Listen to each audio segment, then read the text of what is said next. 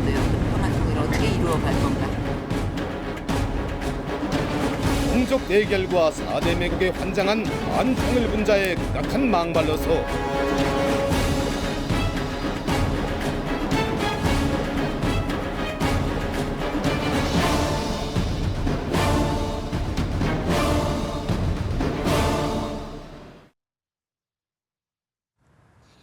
네, 북한이 노동신문 논평을 통해서 최근 남조선 당국이 통일 외교를 거론하면서 외세와의 공조에 본격 나서고 있다라고 하면서 격하게 반발했습니다. 8.25 합의 후에 이산상봉행사까지 합의를 하면서 남북 관계에 물꼬가 트이는가 싶었는데 북한이 또다시 이 원색적인 비난을 하고 있는 것입니다. 북한의 이 같은 행보 어떤 의도를 담고 있을지 오늘 이 시간에 분석해 보도록 할 텐데요. 장용석 서울대 통일평화 연구원 선임연구원 그리고 연합뉴스 북한부 이상현 기자와 함께 이 내용도 짚어보겠습니다. 안녕하세요. 안녕하십니까. 예, 어서 오세요. 우선 이 기자 북한이 뭐 예상을 사실 좀 했던 부분이긴 하지만 역시 가만히 있지 않았습니다. 우리 대통령의 통일 외교 행보에 대해서 강하게 이야기를 하고 있는 건데요. 어떤 비난의 입장이 나왔습니까? 입에 담기 어려울 정도로 좀 거친 언사가 이번에도 반복된 측면이 있는데요. 말씀하셨듯이 북한 노동당 기관지 노동신문이 발표한 최근의 논평에서 이제 나온 언급입니다. 노동신문은 이제 지난 12일에 발표한 내용인데요. 불신과 대결을 조장하는 통일 외교 노름이라는 제목의 논평입니다. 네. 이 논평은 박근혜 대통령의 통일 외교에 대해 한마디로 체제 통일 계책에 대한 외세의 승낙을 받자는 역겨운 구걸질 이렇게 거친 표현으로 날을 세웠습니다. 북한은 이제 그러한 것들을 바탕으로 해서 통일 외교에 대해서 이제 어떤 표현을 썼냐면요. 매우 위험하다. 반목을 조성하는 용납할 수 없는 행위이다. 대결 앙심을 마음속에 품고 있지 않다면 어떻게 그런 일을 벌일 수 있느냐 이렇게 반문하면서 이제 구글절절 매우 거친 표현을 사용했습니다. 또 이와 함께 박근혜 정부의 통일 외교의 속내에는 남한 당국의 체제 통일, 즉 흡수 통일을 의미하죠. 체제 통일 흉계가 들어있는 것이 아니냐 이런 또 반복적인 얘기도 풀어나가기도 했는데요. 사실 이러한 측면에서 북한이 박근혜 정부의 어떤 통일 정책을 자신의 방식으로 체제 통일로 재단하면서 비판을 해온 것 자체는 완전히 새로운 거라고 보기는 어렵습니다. 하지만 이제 북한의 이번 비난은 우리 정부의 통일 정책이 이제 자신들과는 별개로 이제 활발히 해외 외교를 통해서 벌어지고 있는 것에 대한 뭐 불만을 표출한 측면에서도 볼 수 있을 것 같고요. 또 한편으로는 8.25 합의가 이루어진 만큼 이제 박근혜 대통령, 이제 남한 정부가 해외에서 어떠한 움직임을 보이기보다는 우리와의 좀 대화에 집중해달라 그런 의사를 표출한 것으로도 볼 수 있을 것 같습니다. 그러게요. 이번에 역시 거친 이야기들이 참 많이 나왔는데 그렇지 않아도 우리 한반도 평화통일 문제를 중국하고 논의를 하겠다 이런 얘기를 박근혜 대통령이 했을 때 자칫 북한으로 하여금 이런 것들이 어떤 흡수통일의 뉘앙스로 좀 비춰지지 않을까 사실은 좀 우려가 되기도 했던 부분인데요. 역시 민감하게 나오네요. 그래서 특히 이제 북한의 입장에서는 정권과 체제를 흔들려는 어떤 시도라고 규정을 하고 그런 점에서 이제 굉장히 민감하죠. 특히 그 1990년대 이후에 탈냉전기에 북한이 굉장히 어려운 상황에서 지금 아직도 벗어나지 못하고 있는데 이런 데서 오는 기본적인 불안감 여기에 대해서 이제 나름대로 대비하는 의미에서 굉장히 민감한 측면도 있지만 다른 한편에서 보게 되면 중국이라는 나라가 가지고 있는 북한과의 특수한 관계 속에서 또 더 민감해지는 측면이 있지 않겠는가 싶은 생각을 하는데요. 역사적으로 보면 중국이 이제 북한에 대해서 정치적인 영향력을 행사했던 경우들이 꽤 있었죠. 1956년도에 이제 소위 8월 종파 사건이 났을 때, 그때 이제 연안파 중국에서 그 중국 공산당하고 같이 항일 무장투쟁을 했던 연안파가 김일성을 제거하려고 시도했을 때 여기에 대한 이제 반발 그런 과정에서 이제 중국의 개입에 대해서 이제 거부감을 강하게 표출했던 또 전례가 있고 또 중국이 개혁 개방 추진하는 과정에서 북쪽에 대해서도 개혁 개방을 권유했을 때 또는 유무원의 압력을 넣었을 때 반발했던 측면들, 특히 이제 한중 수교 과정에서 북한이 어떤 느꼈던 배신감 이런 것들이 굉장히 복합적으로 작용을 하면서 중국에 대한 거부감이 있는 터에 또 하나가 이제 북한이 아무리 자주 자립 경제를 얘기를 하지만 전략 물자부터 해서 중국에 대한 의존도가 굉장히 높잖아요. 이런 상황에서 중국이 마음만 먹으면 자신들을 얼마든지 흔들 수 있다는 우려를 굉장히 강하게 가지고 있지 않나 싶은 생각을 하는데 그런 점에서 이제 대통령께서 중국을 다녀오시면서 중국과 앞으로 통일 문제를 다양한 차원에서 논의하겠다라고 얘기를 했고 또 심도 있게 또 시진핑 주석하고 통일 문제를 얘기했다고 했을 때 북한이 지켜보는 북한의 입장에서는 혹시라도 자신의 체제와 정권을 흔들려는 시도가 한국과 중국의 협력하에 이루어질 가능성에 대한 우려 이런 것들이 굉장히 복합적으로 좀 작용하지 않나 싶은 생각이 듭니다. 그러니까 북한으로서도 어쨌든 불안감을 가질 수밖에 없는 그런 분위기다. 이제 그런 측면에서 또 하나 이제 좀 우리가 유의를 해봐야 될 게 예. 사실은 이제 대통령께서 통일에 대해서 여러 가지 말씀을 하신 가운데 보면 뭐 핵 문제든 인권 문제든 궁극적인 해결 방안은 통일이다라고 말씀하신 부분이 예. 있고 또 이제 뭐 그 통일준비위원회 회의에서도 통일이 내년에도 올 수 있다, 몇 달 후에도 올 수 있다라는 거 이제 말씀하시면서 통일을 준비해야 된다라고 얘기를 했을 때 이런 것들이 전체적으로 북한의 어떤 붕괴 내지는 그를 전제로 한 흡수 통일 이런 걸로 받아들여질 가능성이 굉장히 있지 않나 싶은 생각을 합니다. 이런 것들이 북한의 입장에서 봤을 때는 아주 그 증폭되는 우려 뭐 이런 걸로 작용하지 않았나 싶은 생각도 들고요. 네, 그렇습니다. 이런 가운데 이제 우리 측의 육자회담 수석 대표죠 황중국 네. 한반도 평화교섭본부장 미국을 방문하게 됩니다. 네, 그렇습니다. 지난 이제 한중 정상회담에서 나왔던 어떤 이야기들 여러 가지 또 성과들을 바탕으로 해서 미국으로 가서 또 이 문제를 미국 측하고 이제 북핵 문제 등을 협의를 하게 되는데 여기서 어떤 이야기들이 나오겠습니까? 이제 북한의 반응과는 별개로 이제 우리는 우리의 이제 걸음걸이를 간다, 우리의 방향으로 진행을 한다 그런 차원으로 볼 수 있을 텐데요. 이제 말씀해 주셨다시피 13일 오전 북핵 육자회담에 우리 측 이제 수석 대표죠 황중국 외교부 한반도 평화교섭본부장이 이제 출국을 했습니다. 네. 미국과 북핵 문제 좀 더 폭넓게 말하자면 북한 문제 전반을 조율하기 위해서인데요.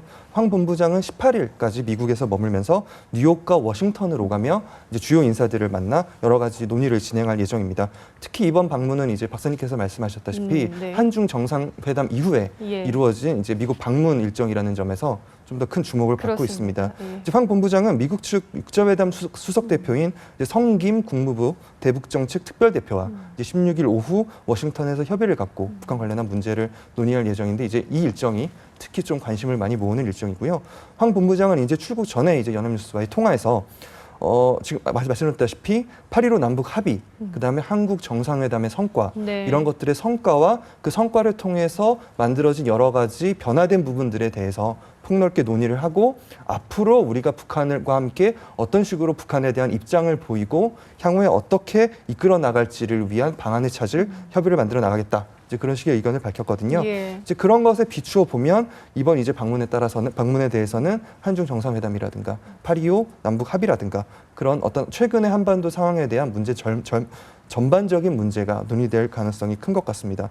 이제 특히나 이제 앞서 한중 정상은 한반도에서의 어떤 위협을 고조시키는 행위에 대해서 이제 철저히 반대한다라는 데 의견을 모았는데요. 이제 돌려 말하자면 그 부분은 이제 북한의 당창건 기념일 10월 10일 당창건 기념일을 맞이한 어떤 전략적 도발에 대해 어떤 경고의 메시지를 던진 것으로 볼 수 있을 텐데요. 이제 결론적으로 봤을 때 한미 양측이 북한의 어떤 도발 억제 그리고 비핵화 대화를 재개해 나가기 위한 그런 여러 가지 논제 지점들에 대해서 이번에 논의가 이루어질 가능성이 높다고 볼 수 있을 것 같습니다. 일단 미국과의 조율에서 어떤 의미 있는 이야기들이 나올지 조금 기다려봐야 할 것 같습니다. 이쯤에서 저희가 북한의 체제, 또 김정은 정권에 대한 분석이 좀 필요한 것 같습니다. 뭐 한간에는 안정기라더라 혹은 또 아니다 위기라는 이야기가 계속 나오고 있다. 그러니까 체제가 안정화되지 못했다는 이야기겠죠. 그런데 최근에 어떤 북한의 동향을 좀 짚어보다 보면은 탈북자들에 대해서 지금까지는 사실 배신자다 이렇게 강하게 이야기를 했었는데 모든 걸 용서할 테니까 돌아오라 이런 정책을 피고 있다고 합니다. 이유가 무엇일까요? 예, 말씀해 주신 대로 김정은 정권에 들어서면서 그런 어떤 입장이 조금 변화가 다소 눈에 띄는데요. 그동안의 탈북 주민들에 대한 북한 매체 보도를 보면 정말 공개하고 말하기 입에 담지 어려울 정도로의 폭력적인 발언들이 많이 이어져 왔는데요. 김정은 체제가 들어서고 나서는 조금씩 변화하는 느낌입니다. 이제 북한은 최근 이제 그러니까 남한을 상대로 하는 웹사이트라던가 여러 가지 다양한 매체를 동원해서 탈북민들을 향한 메시지를 쏟아내고 있는데요. 그 내용들을 보자면 남한에서 너희 탈북자들이 되게 힘들게 살고 있다는 것을 알고 있다. 그에 비해서 지금 북한은 많이 좋아졌다. 가족들도 너희들을 기다리고 있다. 돌아와라. 이제 이런 식의 이야기를 펼치고 있는데요. 이제 회유 공작의 하나라고 볼 수 있겠죠. 이제 이런 회유의 결과인지 이제 인과관계를 명확히 따지기는 어렵겠지만 이제 최근 보도에 따르면 2000년 이제 한명을 시작으로 이제 그동안 16명의 이제 탈북 주민들이 다시 북한으로 돌아갔다. 이런 보도가 이제 최근 나오기도 했습니다. 북한의 이러한 전략적 변화는 이제 가난한 삶을 견디지 못해서 북한을 이제 탈북한 주민들을 좀 구분지어서 대응하겠다는 전략이 하나로 네. 보입니다. 그러니까 남한으로 와서 북한 정권을 비판하고 어떤 북한의 체제를 비난하는 탈북민이 있는 반면에 정말 순수하게 너무 먹고 살기가 힘들어서 이제 남한으로 온 탈북민들도 있으니까요. 그 탈북민들을 좀 분리지어서 이제 구분을 해서 그 탈북민들은 다시 회유를 하겠다. 그런 좀 구분짓기 전략이 있다고 보여지고요. 또 한편으로는 김정은 체제들에서 들어서 경제적으로 좀 상황이 호전됐다는 좀 분석도 많이 잇따르고 있거든요. 그런 분석에 따라서 이제 북한이 이만큼 살기 좋아졌으니 너희들도 돌아와라. 또 그런 차원에서 어떤 국제사회에 북한의 인권 침해에 대한 어떤 공격에 대해서도 대응하는 또 동시적인 전략을 구사하고 있는 측면이 예. 있다고 그러니까 보여집니다. 이제 북한에서 탈북자에 대한 회유 그야말로 이제 정책을 피고 있는 건데 실제로 남한에 정착했다가 북한으로 되돌아간 사례를 이제 이 기자가 좀 짚어주셨는데 2000년에 1명, 그리고 2012년 7명, 13년 7명, 그리고 2014년에 1명 이렇게 좀 이제 다시 돌아간 사람들이 있어요. 근데 남한에서 생활고를 겪었기 때문에 다시 북한으로 돌아갔다. 이게 좀 모순되는 것 같은데요. 왜 그런 정책을 하고 있을까요? 그 탈북자들이 이제 우리 사회에 들어오지만 네. 현재 적응하는 과정에서는 사실 많은 어려움들이 있잖아요. 그럴 수 그래서 이제 있죠. 예. 북쪽으로 돌아가는 경우도 문제지만 사실은 남쪽을 벗어나서 다른 나라로 가는 경우도 꽤 많습니다. 제3국으로요. 그렇죠. 예. 그런 점에서 보면 소위 탈남이라는 것이 하나의 이제 문제가 될 수 있다 싶은 생각은 하는데요. 근데 이제 문제는 이제 이 한국에 오시는 최근에 탈북자들을 보게 되면 사실은 소득이 굉장히 높은 층에 속하는 분들이 많아요. 그리고 이분들이 과거에 90년대에 굉장히 어렵게 살면서 먹고 살기 위해서 중국이나 다른 데를 죄송합니다. 떠돌다가 예. 한국에 들어오는 경우보다는 북한을 벗어난 지 2, 3개월 안에 한국으로 들어오는 경우가 한 7, 80% 되는 걸로 저희들이 조사를 이제 해보면 나옵니다. 이렇게 본다라고 하면 이분들 경제적 이유로도 북한을 벗어나서 오는 건 아닌데 네. 막상 와봤을 때 북쪽에서 나름대로 중상층의 생활을 하다가 남쪽에 오게 되면 어차피 하층으로 편입될 수밖에 없는 어려움들이 있는 건데 그런 데서 오는 어려움들 내지는 적응상의 문제들이 이분들에게 이제 다른 생각을 하게끔 만드는 게 아닌가 싶은 생각은 드는데 그런 점에서 보게 되면 이제 우리가 그 북쪽에서 오신 분들에 대한 인식도 우리가 조금 바뀌어야 될 부분도 있는 것 같아요. 옛날처럼 못 먹고 못 살아서 생존을 위해서 넘어오는 경우보다는 다른 차원의 문제들이 있을 수 있겠다 생각을 하고 또 하나는 역시 우리 쪽에서 이제 정착 과정에서 발생할 수 있는 문제들에 대해서 다양하게 좀 준비하는 이런 것들이 보다 더 필요하지 않겠는가. 그런 점에서 보면 사실은 탈북하신 분들을 우리가 제대로 수용하지 못하는 상황에서 체제의 우위, 정통성 그런 의미에서 북쪽 주민들의 마음을 사서 통일을 한다. 굉장히 어려운 문제가 있을 수 있다는 거죠. 이런 점에서 조금 경각심을 가질 필요는 있지 않나 생각이 듭니다. 그렇습니다. 이제 이 부분도 저희가 좀 새롭게 고민을 해봐야 되는 부분인 것 같습니다. 그 박사님, 우리 국민들을 상대로 조사한 내용이 있는데요. 우리 국민 중에 한 70%의 국민들이 북한에서 지난번에 이제 합의했던 거 있지 않습니까? 예. 8.25 합의문에 예. 대해서 제대로 이행을 안 할 것이다. 이렇게 답변을 좀 해주신 내용이 있습니다.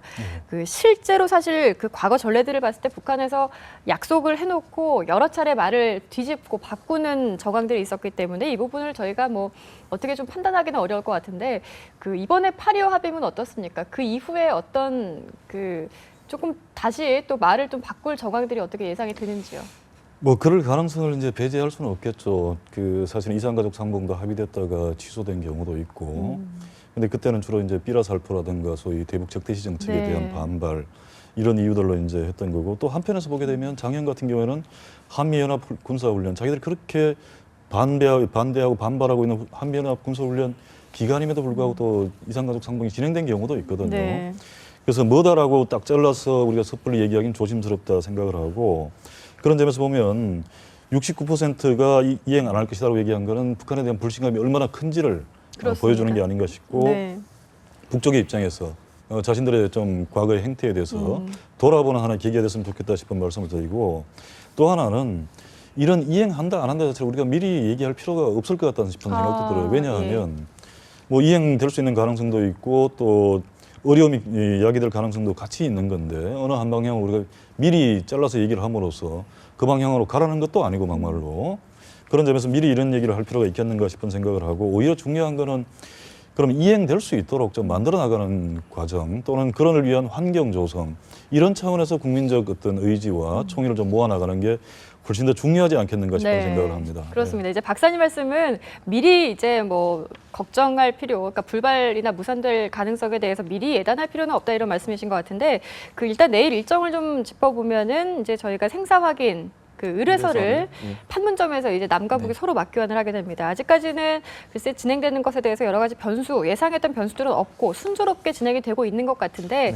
한 이제 그 상봉이 10월 20일이니까 10월 10일이 사실은 그렇습니다. 좀 저희가 생각을 안 할 수가 없는 노동당 창건일이 아니겠습니까? 그렇기 때문에 이게 좀 사실 걱정이 되긴 합니다. 어떻게 예상을 하십니까? 말씀하셨다시피 이제 20일부터 상봉이 시작이 됩니다. 그리고 그것을 위한 절차의 하나로 이제 절차가 차근차근 진행이 되고 있는데요. 이제 생사 확인 의뢰서를 이제 교환합니다. 이제 분명히 말씀하셨다시피 현재 상황에서 북한의 10월 10일 당창건 70주년 기념일 이제 장거리 미사일을 발사할 것인가, 인공위성으로 가장한 발사할 것인가 아닌가가 이제 큰 이제 쟁점이 될 수 있겠는데요. 공교롭게도 이 시점이 이제 이산가족 상봉 예정일부터 단 열흘 앞선 시점이기 때문에 국제 정세 등등을 비추어 봤을 때 연관이 될 수밖에 없지 않나 이런 분석이 많이 나오고 있는 상황이고요. 또 한편으로는 북한이 미사일이 됐든 인공위성이 됐든 무언가를 발사할 준비를 착착 진행하고 있다라는 징후가 곳곳에서 나오고 있는 상황이기 때문에 이 부분이 이제 좀 많은 관심을 끌고 있습니다. 8.25 합의를 통해서 지금 이산가족 상봉이 합의가 되고 잘 진행이 되고 있는 상황이 분명히 있는 반면에 이제 앞부분에 말씀하셨듯이 지금 우리 정부의 어떤 통일 외교 정책에 대해 비판이 이어지고 이제 또 격렬하게 또 대치하는 부분도 있거든요. 그런 어떻게 보면 그런 차원에서 본다면 지금 남북 간의 관계가 약간 좀 소강 상태에서 살얼음판을 이렇게 밟고 지나가고 있는 그런 상황으로도 조금 냉정하게 본다면 볼 수가 있는 상황이기 때문에 만약에 미사일 발사가 실제 그림을 그려본다면 미사일 발사가 실제 진행이 되고 그것에 따라서 국제 정세가 악화되고 뭐 추가적인 제재라든가 이런 것들이 이제 얘기가 되기 시작하면 북한의 입장에서도 이제 반발이 이어질 수가 있고 그런 상황에서는 이제 어떤 이제 이산가족 상봉에 대한 북한의 어떤 부정적인 입장 변화가 혹시나 나올 수도 있지 않을까 이제 우려도 일각에서 제기가 되는 부분인데요. 그럼에도 불구하고 북한이 이산가족 상봉 합의에 대해서 분명히 좋은 선례라고 얘기를 했고 그리고 오히려 북한 쪽이 남북관계 개선에 대해서 오히려 이례적으로 적극적으로 여러 차례 얘기를 하면서 빨리 개선돼야 한다. 이런 의사를 표명하고 있는 부분이 분명히 있기 때문에 또 다른 한편에서는 우리 정부가 신중하게 물론 원칙 하에서 진행이 돼야겠지만 적극적으로 남북 관계를 리드해 나갈 수 있다면 그렇게 된다면 충분히 이제 이산가족 상봉이 별 무리 없이 안정적으로 진행이 되고 나아가서 이산가족 상봉의 정례화도 충분히 논의될 수 있다. 이런 긍정적인 지적도 분명히 어쨌든 나오고 있는 이번 상황입니다. 기회를 좀 살려서 앞으로 조금 희망적인 그런 단계로 접어들었으면 좋겠다 이런 생각이 듭니다. 근데 역시나 이제 두 분 다 큰 변수에 대해서는 걱정을 안 해도 될 것 같다 이런 의견이신 것 같은데 그렇지 않아도 이제 가뜩이나 지금 북한이 고립이 또 돼 있는 상황이고 대외적인 이미지도 사실 썩 좋지 않은 상황에서 아무리 당창건을 앞두고 어떤 도발을 뭐 할 수 있는 가능성은 있겠지만 그게 쉽지는 않을 거다 이런 분석들이 있더라고요. 그 북한의 고민이 꽤 있는 것 같습니다. 갖고 그게 뭐냐 그러면 이제 8월 초에는 우리 쪽 대화 제의를 아주 이런저런 거절하고 접수도 안 하다가 지뢰 폭발이라는 계기를 통해서 이제 대화에 또 자기들이 먼저 나왔잖아요. 그런 점에서 보면 고민이 있지 않나 싶은 생각을 하는데 일단 북쪽에서 최근에 우리 쪽을 비난하는 내용을 수준을 보게 되면 뭐 당국 차원의 이런 것보다는 논평이나 이런 걸 통해서 나오고 있고 또 하나는 박근혜 대통령이나 이렇게 직접 지칭하는 비난보다는 그 집권자라는 남조선 집권자라는 간접적인 호칭으로 지금 하고 있기 때문에 아직은 경고 수준 자기들 나름대로 보게 되면 경고 수준이 아니겠는가 싶어서 상황을 만들어갈 여지가 충분히 있다. 그런 점에서 우리가 어떻게 하는 가 중요하다는 생각을 하고 또 하나는 이제 북쪽의 입장에서 사실은 최근 몇 년간 쭉 보게 되면 특히 작년 올해 들어서 러시아 쪽에 많이 접근을 하는데 사실 러시아 쪽에서 별로 받은 게 없잖아요. 채무 탕감 받은 거 외에 현금 들어온 건 아무것도 없습니다. 중국과는 냉랭하죠. 미국에 대해서는 굉장히 절벽 같은 어떤 절망감을 느낄 것 같은데 이런 상황에서 출구를 어디서 찾을까. 시작은 되게 남쪽을 쳐다볼 수 있는 가능성. 그런 점에서 보게 되면 전체적으로 북쪽이 출구를 모색하고 있을 가능성도 이제 배제할 수는 없을 것 같아요. 다만 이제 그 시점이 지금이냐에 대해서는 앞에서 우리 이 기자님 말씀하셨지만은 노동당 창건 기념일을 통해서 축포를 쏠 수도 있고 도발인 거죠. 다른 변수들이 있기 때문에 아직은 좀 미리 이렇게 예측하기 조심스럽지만 그 출구를 찾는 첫 번째 어떤 대상이 남쪽일 가능성에 대해서도 우리가 배제하지 말고 한번 볼 필요는 있겠다. 그런 점에서 상황을 좀 만들어 나가는 노력들을 기울여 나가는 게 중요하지 않겠나 생각도 듭니다. 네, 그 이상현 기자에게 이제 마지막 질문을 좀 드려볼 텐데 이제 가장 근본적인 문제입니다. 핵 문제, 북핵 문제인데 이 북한 소형화 기술 어디까지 지금 와 있는지 그 수준에 대해서 좀 궁금한 그런 부분이 있는 것 같습니다. 그리고 또 이제 그 북한의 전략에 대해서 우리는 또 어떤 대응을 해야 한다고 보십니까? 네. 이제 북한 핵무기의 소형화 여부에 대해서 이제 설왕설래 여러 가지 얘기가 많았습니다. 예. 이제 지금까지 나온 보도와 이제 발언들에 따르면 결론적으로 이제 아직 확보했다고 단정할 수는 없다. 하지만 소형화 기술을 확보했을 가능성이 점점 높아져 보이는 어떤 정황 근거들이 나오고 있다. 예. 좀 그렇게 볼 수 있을 텐데요. 이제 발언의 근거는 최근 이제 국방부의 발표입니다. 이제 국방부가 최근 올해 들어서 이제 곡폭 실험을 하지 않았다라고 발표하면서 예. 조금 가능성이 높아지는 곡폭 측면이 실험이라는 있는데요. 게 이제 그 소형화를 그렇습니다. 조금 하기 이제 위한. 표현이 어려워서 잘 네, 모르실 수 있을 그러니까요. 텐데요. 예. 고성능 폭약을 폭발시켜서 플루토늄이 적절한 타이밍에 핵폭발을 일으킬 수 있는 어떤 그 조건을 만들어내는 그럼 이게 실험을 핵심적인 곡폭 기술이군요. 실험. 예. 핵심적인 기술이면서 예. 최종 단계의 그렇군요. 기술이라고도 합니다. 북한이 1980년대 이후에 100여 차례 이상 이 실험을 해왔다고 알려져 있는데요. 근데 올해는 이 실험을 하지 않았기 때문에 해오던 것을 안 했기 때문에 어느 정도 수준에 도달한 게 아니냐 이런 좀 이제 분석이 나오는 것이고 그런 차원에서 이제 정부 관계자나 한민구 국방장관 등등이 이것과 관련한 이제 발언이 있었는데요. 이제 북한 핵 문제는 단순히 뭐 남북 간의 관계만으로 풀기는 사실 쉽지 않은 문제고요. 네. 이제 북한 핵 문제에 관련한 대화가 이루어질 수 있는 여러 가지 이미 기존의 틀이 있습니다. 그 틀은 결국 외교라든가 남북 간의 직접적인 대화도 있을 수 있고요. 여러 가지 틀이 있기 때문에 그러한 부분에 있어서 우리 정부가 좀 더 적극적으로 만들어 나가고 리드해 나가는 게 필요하지 않나. 우리의 대응 능력이 굉장히 중요해지는 시점인데 뭐 말씀하신 대로 핵무기 소형화도 이렇고 실전 배치까지 이루어졌다면은 이제 그렇지 않아도 이제 우리가 미국 가서 어떤 이야기들을 이제 나눌 자리가 있습니다만은 그 전략을 좀 굉장히 잘 짜야 되는 상황인 것 같습니다. 어떻게? 굉장히 중요하죠. 중요하고 사실은 이제 북한의 핵무기 능력에 대해서 우리가 적절한 견제, 억제력을 확보하는 것도 굉장히 중요합니다. 네. 그런 점에서 이제 핵무기보다도 사실은 핵무기에 기대가지고 재래식 전력을 이용한 도발을 예를 들면 연평도 포격 같은 사례 예. 이런 것이 우리 더 위협적일 수도 있는데 아무튼 이게 이런 모든 것에 대한 군사적 대비 굉장히 중요하지만 다른 한편에서 저는 이제 보게 되면 북한의 핵 능력을 우리가 지나치게 또 과대하게 평가하는 건 아닌지에 대한 굉장히 면밀한 검토도 필요하지 않나 네, 싶습니다. 네. 그게 무슨 얘기냐 그러면 북한이 소형화, 경량화, 다종화를 이루었다라고 얘기를 하지만 네. 실제 무기화되는 과정에서 또 운반 수단에 문제가 있는 거고 탑재에 문제가 있는 거고 여러 가지 또 다른 기술적인 문제까지 결부가 돼 있거든요. 그렇죠. 지금도 ICBM을 개발하고 있다는 징후들이 나타나고 있는데 엔진 테스트하는 거 그렇게 보면 무기화했다는 말은 굉장히 신중하게 우리가 좀 평가를 해야 될 측면도 있지 않겠느냐. 그래서 고폭 실험을 하지 않은 이유가 기술적인 문제를 포함해서 북쪽이 안고 있는 다른 문제나 다른 의도들을 보여줄 가능성에 대해서도 네. 우리가 좀 종합적으로 보면서 차분하게 대응하는 것이 굉장히 중요하지 않나 싶은 생각을 합니다. 네, 알겠습니다. 이렇게 해서 북한의 동향들 박용석 박사 그리고 이상현 기자와 함께 짚어봤습니다. 오늘 말씀 고맙습니다. 예, 고맙습니다. 아,